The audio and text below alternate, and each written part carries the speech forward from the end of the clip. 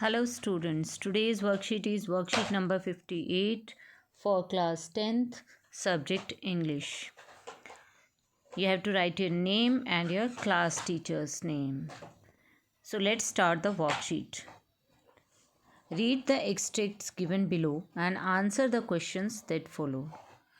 This worksheet is based on a stanza. You have to read that and then answer the questions given at the end of the stanza. So let's start. I am an orphan roaming the street. I pattern soft dust with my hushed bare feet. The silence is golden, the freedom is sweet. Don't eat that chocolate, Amanda.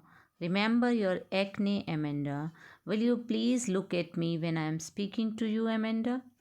This stanza is taken from your poem Amanda. This poem is about a little girl. She is a teenage girl, and her mother is speaking to her in this poem, and she is telling her to do some things, but Amanda is ignoring her mother. She is lost in her own imagination. Amanda की mother जो है उससे बात कर रही है इस poem के अंदर, और एमेंडा एक टीनेज गर्ल है और एमेंडा की माँ उसे कुछ इंस्ट्रक्शंस दे रही हैं, कुछ काम करने को कह रही हैं, बट एमेंडा जो है उनकी बात को इग्नोर कर रही है, ध्यान नहीं दे रही है। वो अपनी खुद की इमेजिनेशन में ही खोई हुई है। तो ये इमेजिनेशन में वो क्या सोच रही है? वो सोच रही है I am an orphan roaming the street, कि मैं एक अनाथ हूँ। ऑफन होता है जिसके पेरेंट्स नहीं होते, parentless child. Roaming the street, roaming means moving the street, गली में घूम रही है। I pattern soft dust with my hushed bare feet. Hushed means silent, bare means without wearing anything on feet, कि कुछ भी पैरों में उसने पहना नहीं हुआ है, नंगे पैर, और शांत पैरों से वो मिट्टी के ऊपर, सॉफ्ट डस्ट के ऊपर अलग अलग शेप्स बना रही है, पैटर्न्स बना रही है।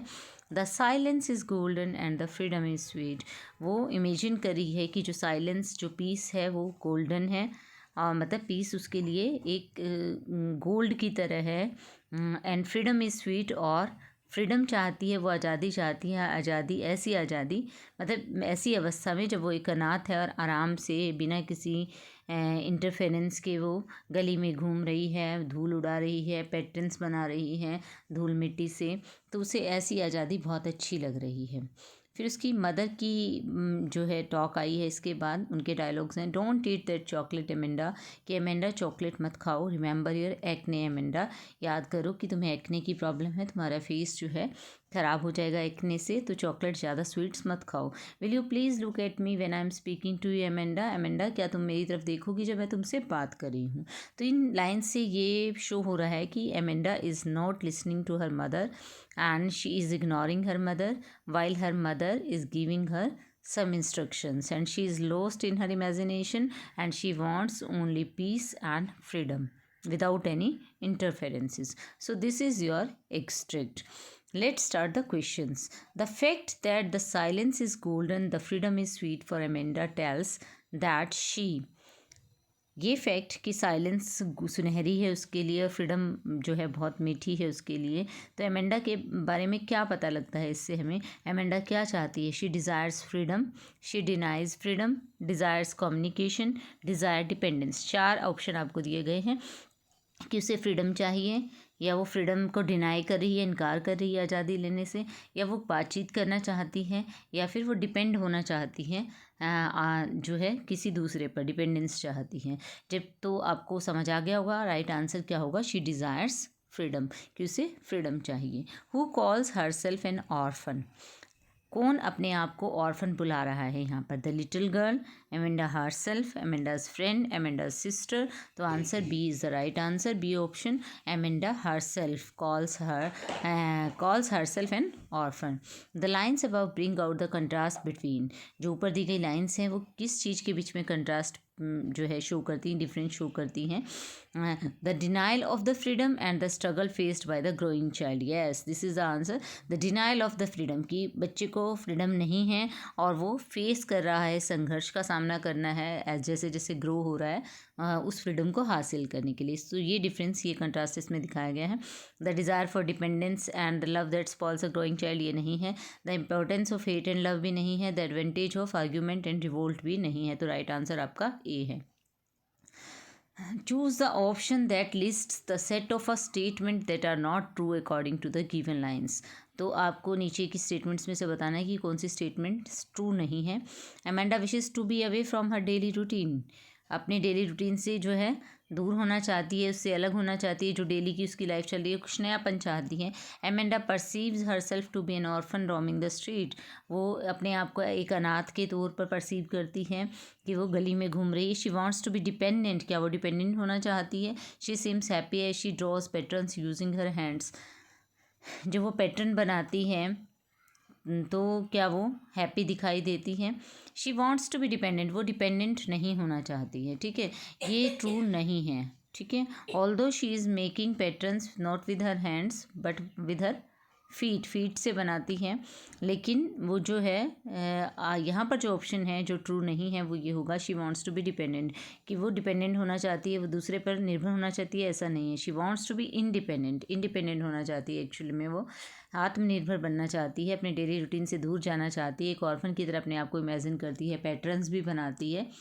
तो डस्ट से, धूल मिट्टी से, अपने फीट से पैटर्न बनाती है. तो जो सी ऑप्शन है वो सही नहीं है, वो गलत है. Which words does roaming not correspond to. Roaming शब्द किस शब्द से कॉरस्पॉन्ड नहीं करता है. मतलब कौन सा शब्द जो है रोमिंग का एंटोनिम है एक तरीके से. रोमिंग शब्द का सिनोनिम नहीं है कौन सा वर्ड इसमें. ये देखिए, रोविंग भी मूविंग होता है, रोमिंग भी मूविंग होता है, वॉन्डरिंग भी मूविंग होता है. तो dreaming is answer here. Rambling भी मूव करना होता है, वॉक करना, मूव करना. वॉन्डरिंग का भी सेम मीनिंग है, रोविंग का भी सेम मीनिंग है. तो ड्रीमिंग शब्द जो है वो कॉरस्पॉन्ड नहीं करता है. The literary device use in the phrase the silence is golden and the freedom is sweet is. अब आपको यहाँ पर लिटरेरी डिवाइस बताना है कौन सा यूज़ हुआ है. सिमिली यूज़ हुई है नहीं, क्योंकि सिमिली जब यूज़ होती है तो आप एज और लाइक जैसे वर्ड्स आपको मिलते हैं. ऑल्दो कंपैरिजन किया जाता है, कंपैरिजन है, लेकिन एज और लाइक यूज़ नहीं हुआ है. डायरेक्ट कंपैरिजन है, डायरेक्ट इम्पोज किया गया उन वर्ड्स को. The silence is golden and the freedom is sweet. तो ऐसा किस में होता है, जब कंपैरिजन करते हुए हम डायरेक्ट इम्पोज कर देते हैं किसी वर्ड को दूसरे वर्ड के ऊपर. जैसे साइलेंस को गोल्डन कह दिया और फ्रीडम को स्वीट कह दिया direct. Freedom is like sweet use नहीं किया है, तो यहाँ पर फ्रीडम इज़ स्वीट कह दिया है. तो इसीलिए metaphor is the right answer here. रूपक होगा यहाँ पर मेटाफर. एलिट्रेशन होता है रेपिटेशन ऑफ कॉन्सोनेंट साउंड से. तो रेपिटेशन कुछ नहीं दिखाई दे रहा हमें. ओनोमेटोपिया होता है साउंड रिलेटेड वर्ड्स जो होते हैं, जो साउंड को रिप्रेजेंट करते हैं, साउंड से बने होते हैं. तो इन तीनों में से कोई नहीं है, तो metaphor is the right answer here. The above stanza uses the phrase look at me. Which of the following expression is incorrect with respect to the word look at. अब लुक एट होता है देखना, तो देखिए कौन सा expression सही नहीं है. Look at the picture, it's right. Look at yourself, it's right. Look at the building, it's right. Look at freedom, freedom is an abstract thing, we can't look at freedom. So freedom is the right answer here. So option 2, option B means B is the right answer here. B में जो option 2 दिया गया है freedom, वो गलत है. तो इस तरीके से यहाँ पर आंसर हो जाएगा आपका ऑप्शन बी. ठीक है, अब नेक्स्ट क्वेश्चन के ऊपर हम चलते हैं. नेक्स्ट क्वेश्चन आपका दिया गया है, देखिए, justify the poet's imagination. Poet की इमेजिनेशन को जस्टिफाई करना है. तो आपको to be mermaid in Amanda की पोइट ने एज अ मरमेड अपनी इमेजिनेशन में एमेंडा को एज अ मरमेड भी दिखाया है. तो उसको जस्टिफाई करना है, क्या ये सही है. तो ये देखिए कि किस तरीके से आप इसका आंसर दे सकते हैं. Amanda wants to live a life full of peace and freedom. Amanda एक ऐसा लाइफ चाहती है जो फुल ऑफ पीस हो, फ्रीडम हो, जिसके अंदर she wishes to be a mermaid because she wishes to drift in this world sea without any interferences. तो वो एक मरमेड की तरह लीव करना चाहती हैं, क्योंकि जैसे मरमेड पानी के अंदर, सी के अंदर फुल फ्रीडम के साथ पीसफुल होकर मूव करती है, ड्रिफ्टिंग करती है, स्विमिंग करती है. तो इसी तरीके से इस वर्ल्ड सी के अंदर एमेंडा जो है ड्रिफ्ट करना चाहती है विदाउट एनी इंटरफेरेंसेस. तो पोइट ने जो एमेंडा को एज अ मरमेड दिखाया है तो जस्टिफाइड है वो. What do you depict of Amanda's nature. Next question है आपका, एमेंडा के बारे में आप क्या सोचते हैं, उसके नेचर के बारे में इस पोएम को पढ़कर. Amanda is a teenage girl है. She wishes to live her life on her own terms. अपनी शर्तों पे अपना जीवन जीना चाहती है. She does not want any interference of anyone in her life. किसी का भी इंटरफेरेंस नहीं चाहती है वो अपनी लाइफ में. She wants freedom and peace. वह फ्रीडम और पीस चाहती है, इसीलिए वो अपना कंपैरिजन करिए, इसीलिए अपने आप को इमेजिन करिए. She imagines herself as a mermaid mermaid के तौर पर इमेजिन करती है। Then she imagines herself as an orphan, parentless child के तौर पर अपने आप को इमेजिन करती है ताकि वो फ्रीडम को इंजॉय कर सके, किसी तरह के इंस्ट्रक्शंस उसके ऊपर इम्पोज ना किए जाएं। तो और फिर वो रेपुंजल के तौर पर भी अपने आप को इमेजिन करती है। तो एक्चुअल में what she wants freedom and peace, वो फ्रीडम और पीस चाहती है। I hope you understood this worksheet and now you can do it very easily. Thank you and stay safe. Keep washing your hands with soap and water regularly. Thank you.